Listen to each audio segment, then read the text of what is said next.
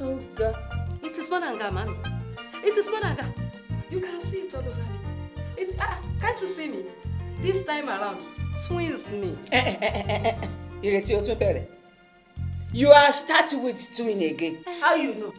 You scan? Mommy, can't you see me? Can't you see my body? I'm not spitting, I'm not vomiting. Twins me. 2 big boys. Well done! Emily. More blessed. Yes, so, mommy. Yes, so.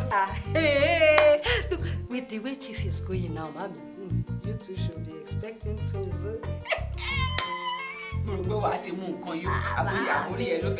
Mommy, confess. Chief is better now. Confess, mommy. Confess.